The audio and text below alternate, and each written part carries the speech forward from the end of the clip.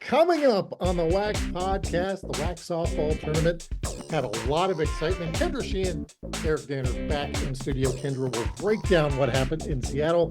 Meanwhile, I'll break down what happened in Utah. Last time we had the WAC podcast, it was sunny with mountains behind us. Now we got a green screen behind us.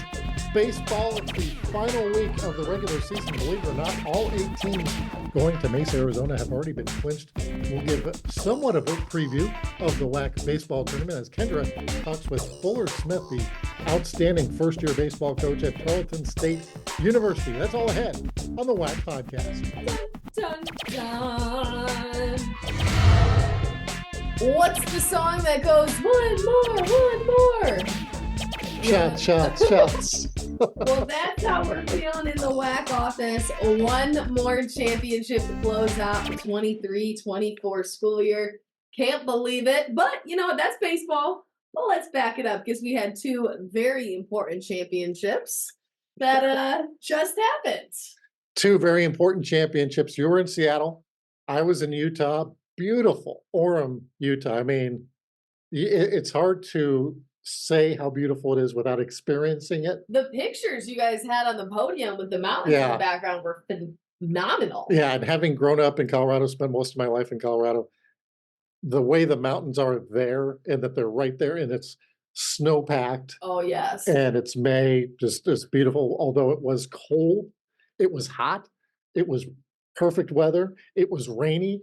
All within about 10 minutes. I don't know if I would have been able to pack enough outfits to be able to handle that climate change. I had my WAC beanie that is the envy of everyone because I think it's the only one in existence.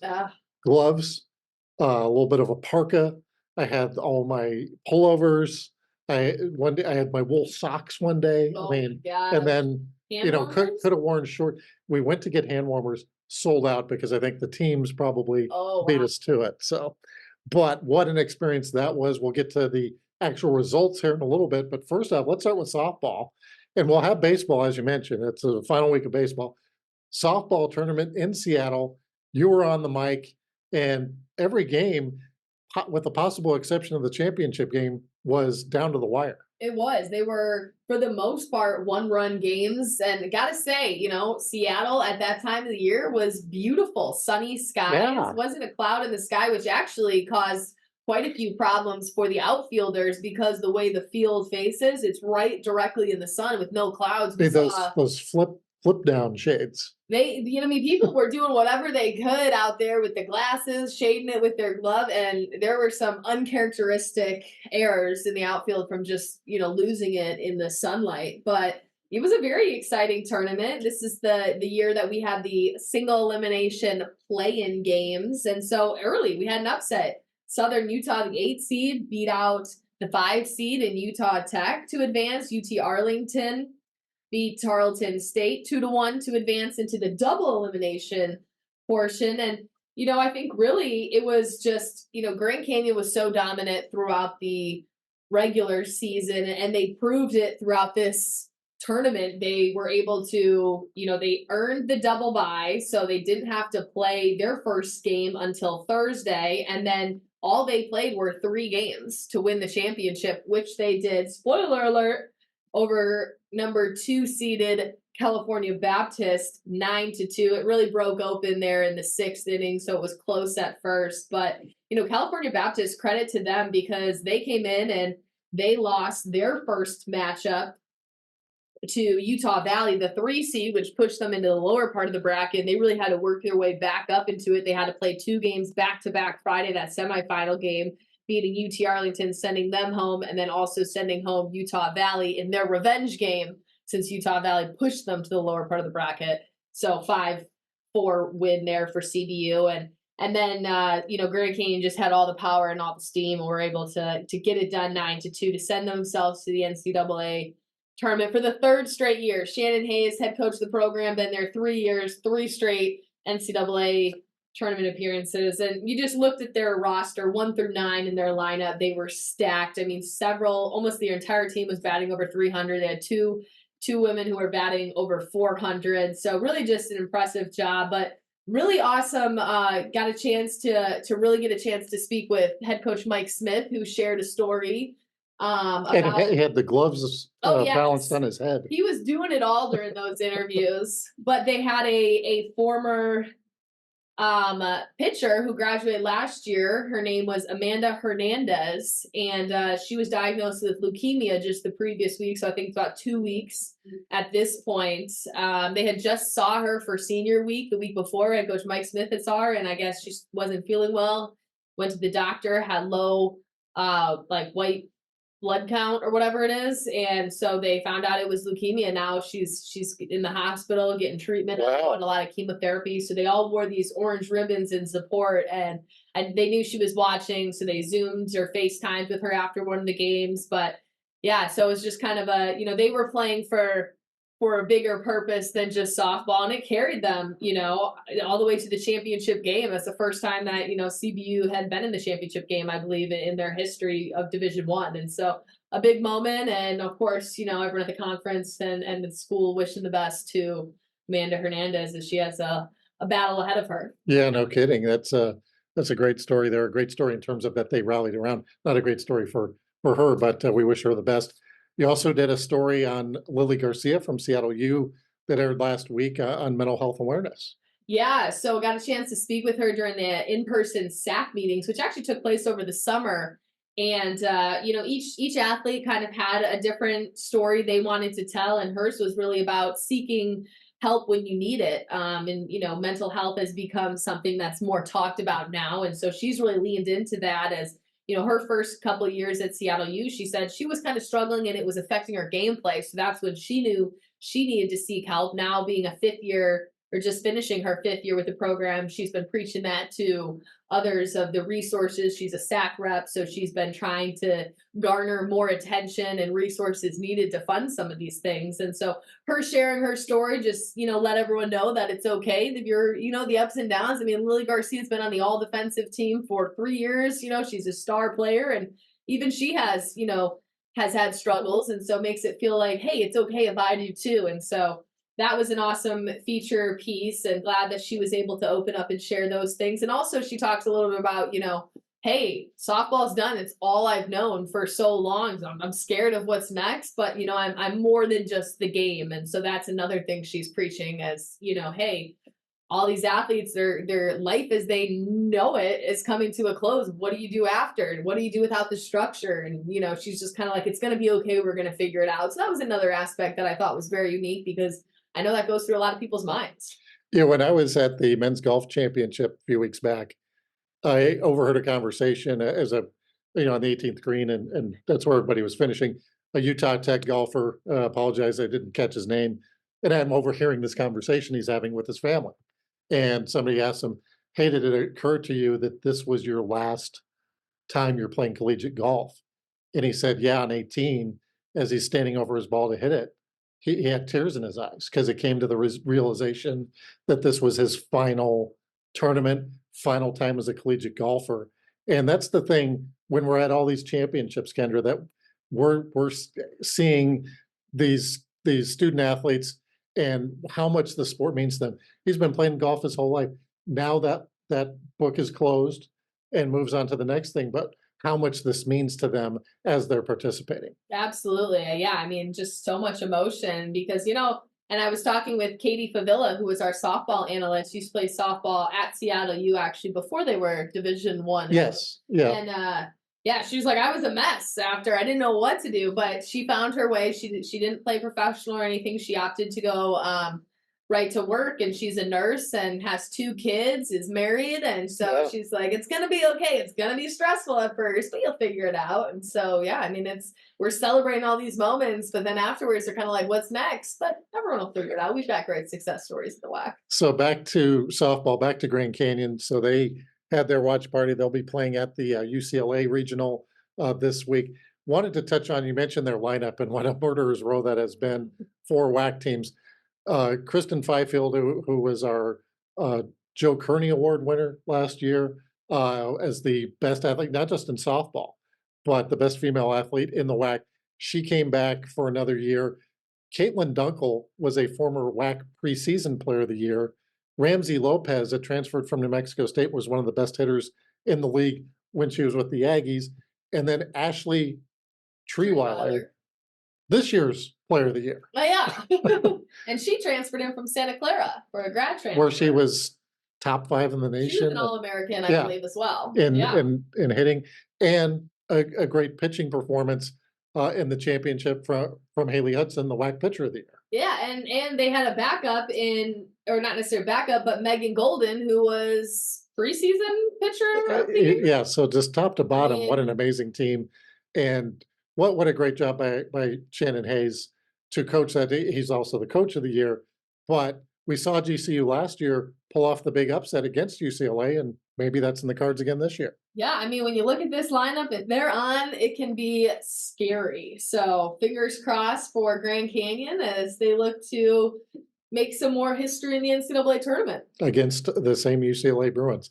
So while you were in Seattle, I was at Utah Valley, and we had a huge outdoor track and field championship. Ooh. And it was a lot of fun to cover. On the women's side, Utah Valley, the host team, won their first ever WAC outdoor track and field championship, which I had to look that up. I had a hard time believing, wow, because they're always really good, and didn't realize that they had never won a women's track and field championship. So great job by Scott Houle, the head coach there. Of course, his brother Eric Houle won the men's indoor championship when you were in Albuquerque. Had a chance to talk with Coach Eric Houle last week on the WAC podcast, and I think there's 11 siblings in the family, and Eric on the top half, one of the older ones, and Scott being the youngest of the 11. There were some other brothers there who made an appearance. I think one was an official for us or a timer, something along those lines. So yeah, it was a lot of fun. We saw great performances from UTRGV on the women's side, as well as Samora Adkins won 3 events on the final day of competition. She won the 100, she won the 200, and the 100-meter hurdles. So, and was also part of their 4x1 championship as well. Unbelievable meet. Hannah Hilding, also of UTRGV, she also was our field athlete of the meet. So UTRGV, kind of interesting, as we know, UTRGV leaving the WAC, but Coach Hicks mentioned when we do our coaches calls, she was, very excited because they were improving in the WAC and kind of wanted to see how this was going to finish up. But obviously, things happen, and that's where they're going. But a very good final meet for them. Travis Feeney, who I think you probably remember from indoor as well, from Southern Utah, our men's most outstanding track performer, at 23 points. He won the 10K, was second in the 5K, and fourth in the 1500. That's a lot of races. A long meet for you. And then Jordan Autry was the men's outstanding field performer. And I had a chance to talk a little bit with Jordan from GCU, the outstanding thrower. He was first place in the shot put, runner-up in the hammer throw. And Jordan Autry, the grandson of Jerry Colangelo, the former owner of the Phoenix Suns, of course, very involved with GCU. They have the Jerry Colangelo Museum right next to the basketball arena. That's also part of their practice facility. Big statue of Jerry Colangelo as well in front of the arena. His grandson, one of the greatest field performers, you could say, in WAC history, because he's won multiple athlete of the meet awards. And just talking to him, he's a 6th year. And I said, hey, what's next for you? And he said he's already got a job as a coach in Phoenix. So he's already moving on with the next phase of his career. But what a outstanding meet. And then GCU winning on the men's side. Tom Flood, you can just book him that you have to talk to him after the meet as well. They win their 4th straight WAC championship on the men's side. And as I mentioned, Utah Valley winning the championship on the women's side. Wow. I mean, for what you guys went through, the rain delays, the weather, the performances. Actually, it's lightning delays, because in track, they will run in the rain. That's true. You got the spikes. They do. And I don't know if you saw the big Sky Championship, some of those pictures. They had about a foot of snow in Bozeman, Montana, and they're still doing the long jump. The steeplechase, frozen.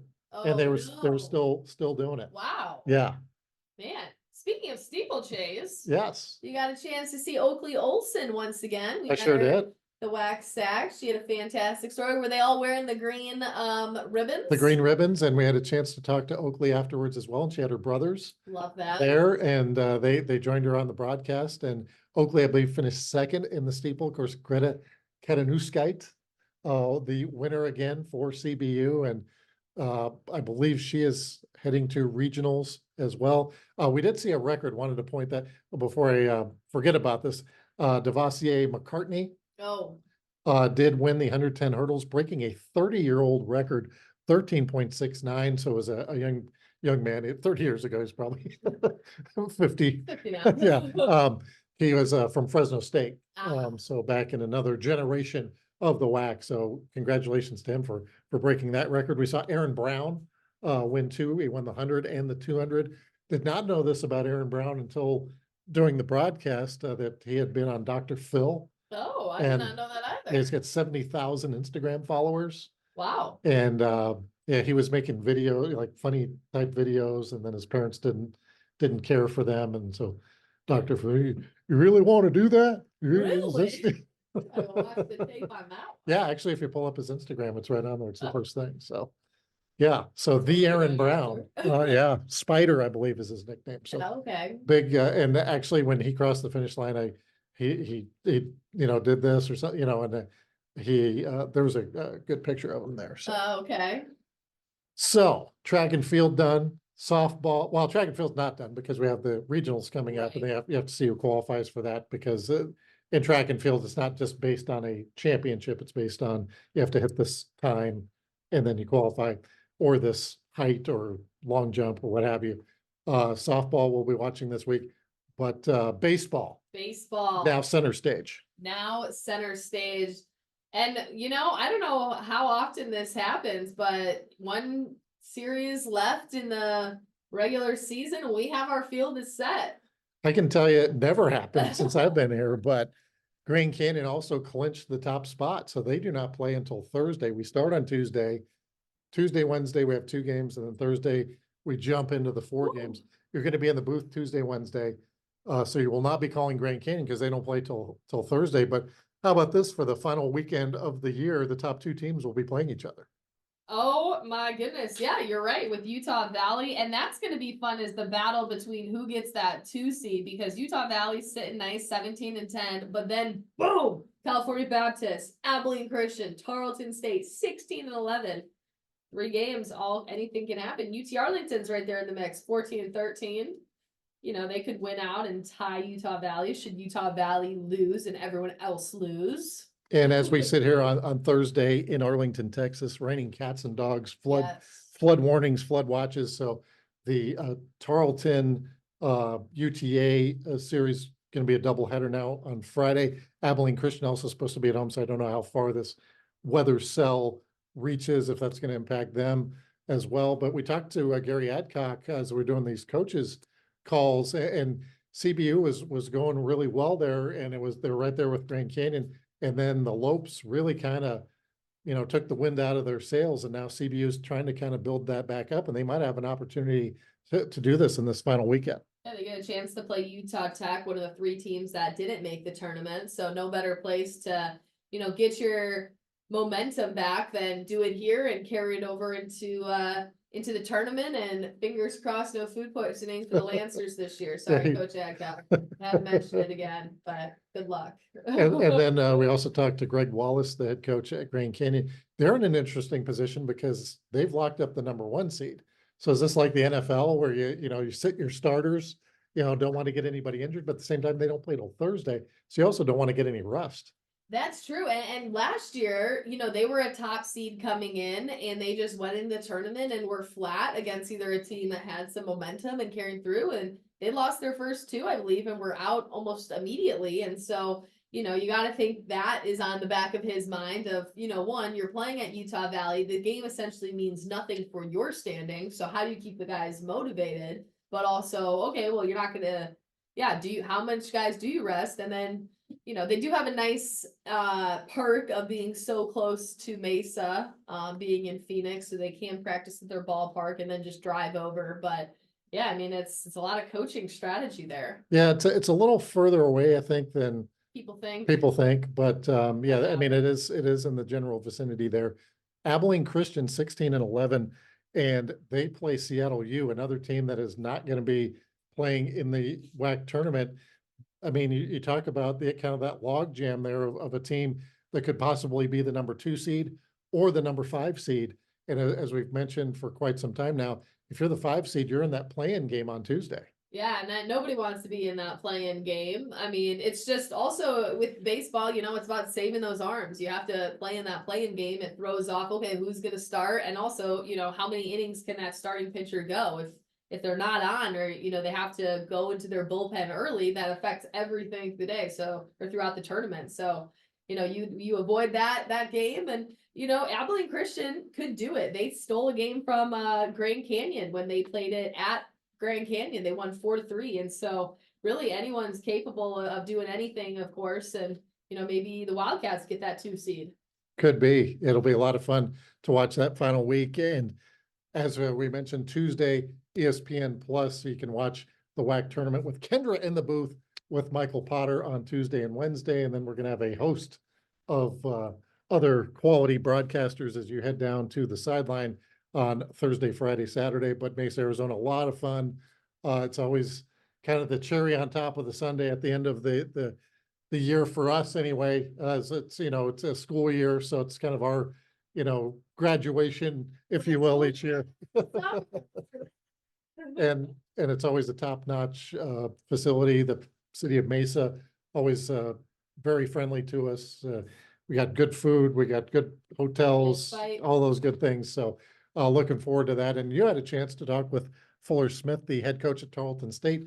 First time for the Texans being in the WAC baseball tournament. Yeah, he is a fun interview. So definitely be sure to give that one a listen. Yeah, really excited just about him taking over the program. He came from Sam Houston, also UT Arlington. And so the Bearcats won the tournament last year. So he has that experience that he's trying to bring over to Tarleton State, because those guys, first year competing in the postseason, is going to be a lot of nerves, and he kind of, can help walk them through it, having done that with the Bearcats. Nice. We'll look forward to that. Coming up after the break on the WAC podcast.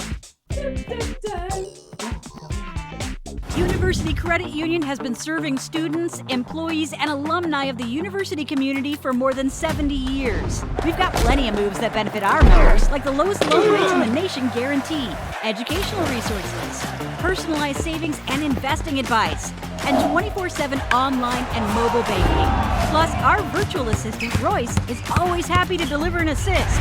University Credit Union, the winning choice. Learn more and join today at ucu.org.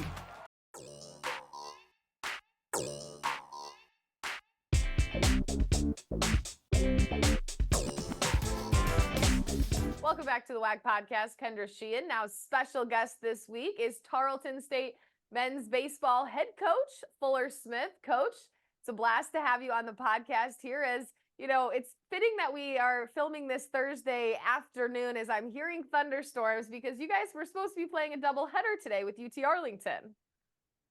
Yeah, we were, and so we thought we'd be going tonight, but it looks like we got bad weather rolling through. So, at some point, looking at the weather outside, I might need to be a whitewater rafter instructor or something, because it's been a gully washer for the last day or so. So hopefully this will push through and we'll be able to get these 3 games in this weekend.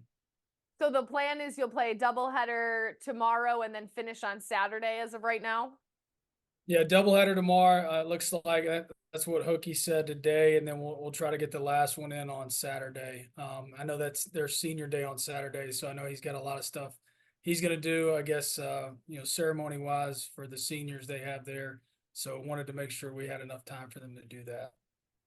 Well, hopefully, fingers crossed that everything stays on schedule now with, the last series of conference play before you head to Hohokam Stadium. And congratulations, you guys have already clinched a spot in the tournament, and first year taking over this program coming from Sam Houston. What excites you most about the chance to write some history with these players and have Tarleton State in their first ever postseason tournament appearance?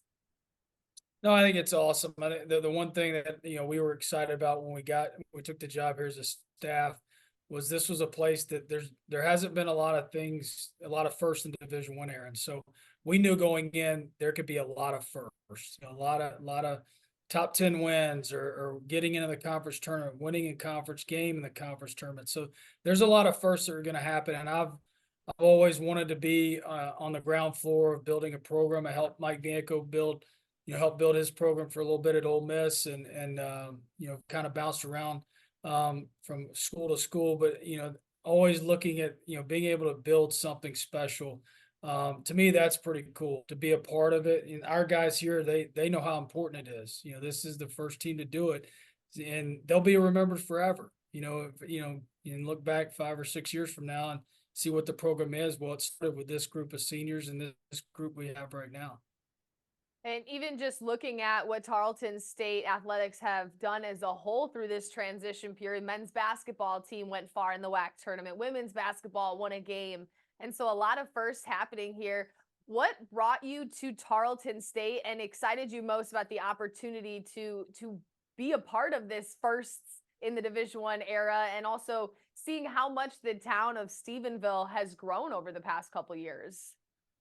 Yeah, it's, the town is unbelievable. And this is, I told my wife and kids when we came here, this is our kind of town. It's a blue collar town.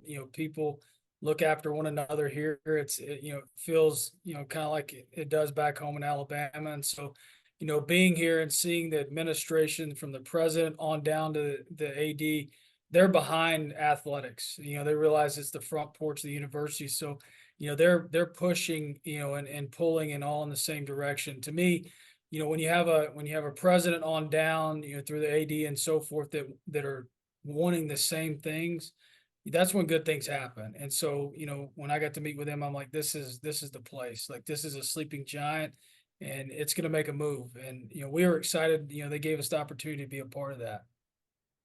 Being the first year as a head coach, I'm sure you've had little sleep and it's been a whirlwind, but what has it been like for you shifting over from an assistant to being that head coach and being, that guy that's setting up things and doing all things that maybe you didn't think about before when you were in a different role? Yeah, all the guys that I've worked for, they said, you've been the armchair quarterback for the last, 13, 14 years. And now you're having to make the decisions, and you'll realize what it's like once you're having to make those decisions. It all comes back to you.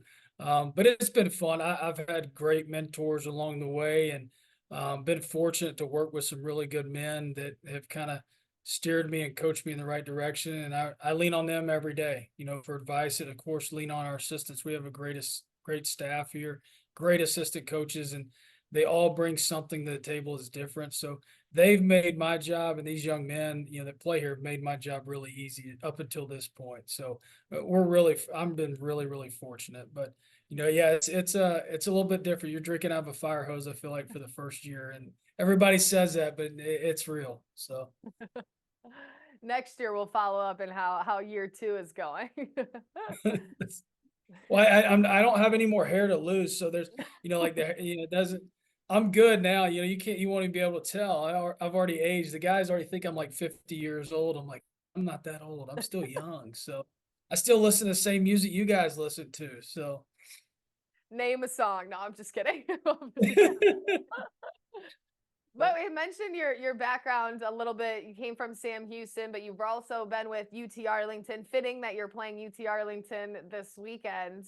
But how has your familiarity with the conference been maybe a little bit of an advantage for you as coming in and having some knowledge of the teams and how this conference operates?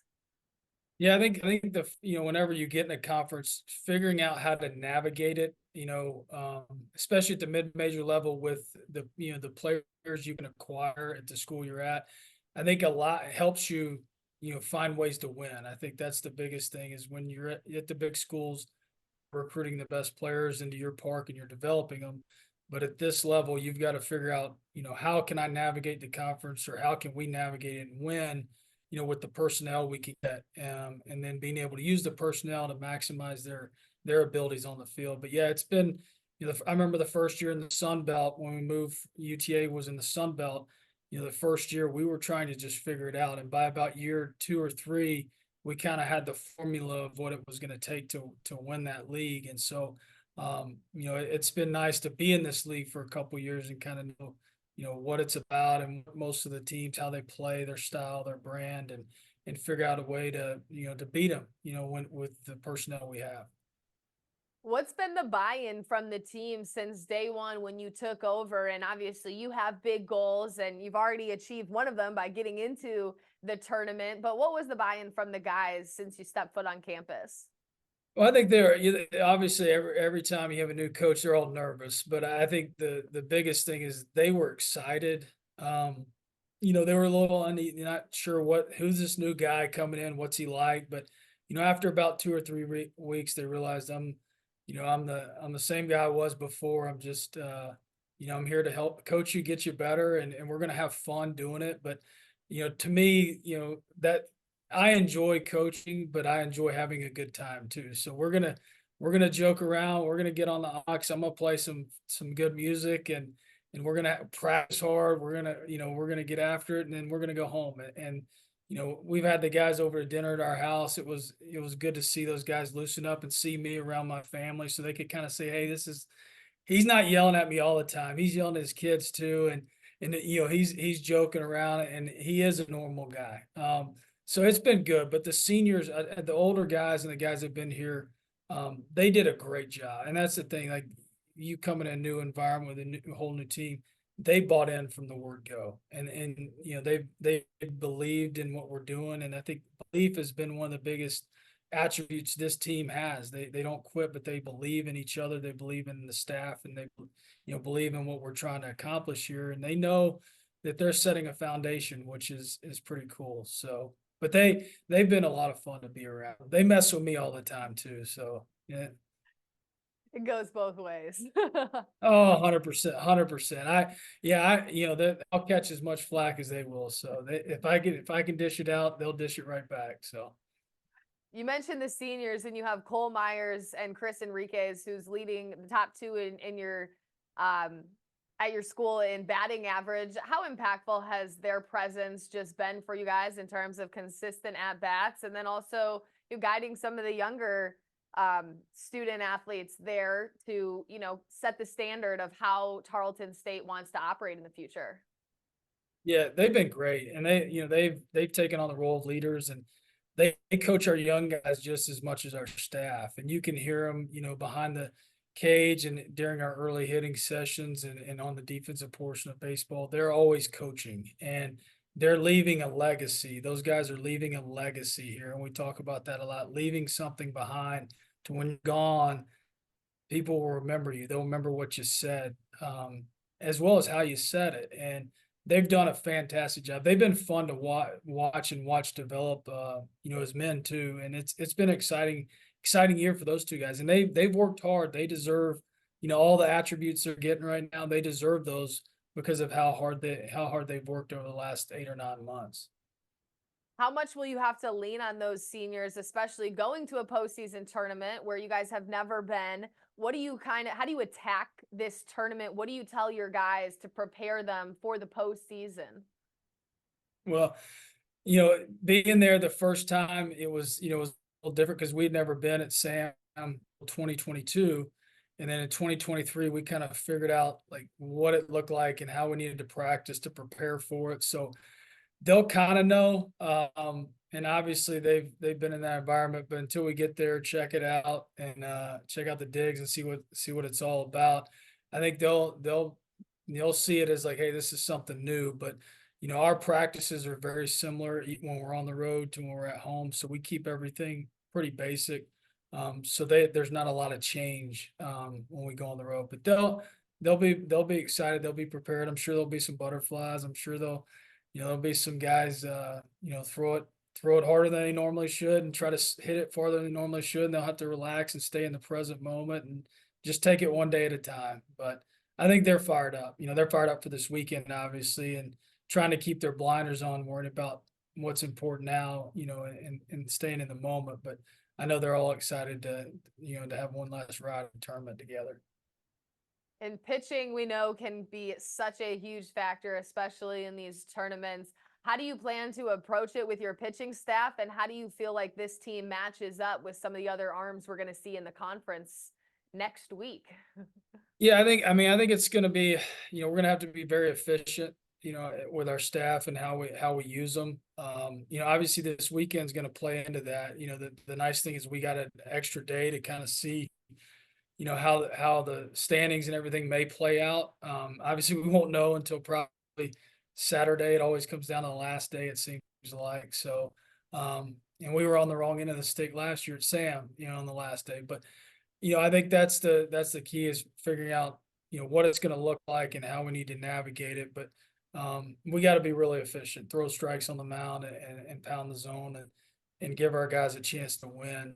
Because when you get deep in the tournament, it's, and you're running guys out there multiple times, it's, it can get scary as a coach. You don't want to get anybody hurt, but they also want the ball and want to win. So you've got to kind of protect them against themselves. So hopefully we won't have to do a whole lot of that early, until we get to the back half of that tournament. Now, Tarleton State leads the league in stolen bases by 20 over the next school. And so how does Hohokam's larger stadium maybe help you guys in terms of the way you guys aggressively base run to be able to, find some success here?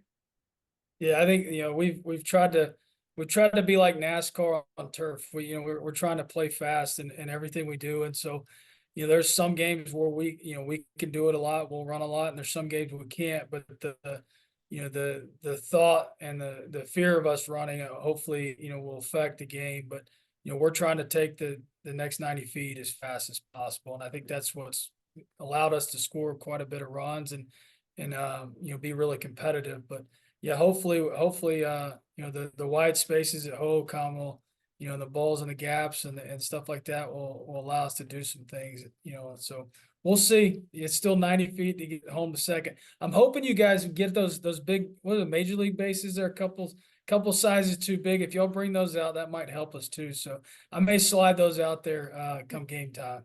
We'll see if anyone notices. Now, obviously, you're focused on their last series and then the postseason, but take a look back and what are some of your favorite moments or moment, if you had to pick one from this first year at Tarleton State that stands out of, this is why I keep doing what I'm doing and this is just a highlight moment? Oh man, you're gonna put me on the spot. I think the first game we had, we played, we won. And I didn't really think anything of it because it was the first win as a head coach and as a staff. But it was pretty neat to see how excited our guys were that they were part of that. And it was pretty special. I got teary-eyed because I didn't realize how important it was to the staff and them, as much as it was to my wife and family and all that stuff. But that was pretty neat. You realize how much they really, really care about, this program and, me, which is, I'm always worried about everybody else. So that was a pretty neat moment. I think the moments I remember though are us, we're at the hotel, we're eating dinner together and, we're having fun with one another and the guys are eating and conversating together without the phone in front of them like this all the time. And that, to me, those are the neat moments. You see guys growing closer together. And I remember those parts of the journey a lot of times versus like the wins and losses. But on the baseball field, yeah, definitely the first one was awesome. Our guys had a lot of fun, that weekend. So we've enjoyed it though. We've had a good time. It seems like everywhere we've been. So we'll have I think we went to Utah Tech and one of our guys climbed one of the mountains up there. So I found out about that later. So, but yeah, I know. So it was a little warm. But no, we've had a good time all year long and I've enjoyed being around this is a good group of young men. That's one of those do it first, ask for forgiveness later. 100%. Yeah. I've done that a few times in my life too. So I know. So. Well, Coach Smith, thank you so much for joining. Wishing you the best of luck this weekend as you take on UT Arlington tomorrow. That's Friday on ESPN Plus, and you can check WAC Sports for scheduling updates with the rain. Thanks for listening to the WAC podcast. Make sure to follow us on Facebook, Instagram, Twitter, and YouTube. And check out our website at wacsports.com.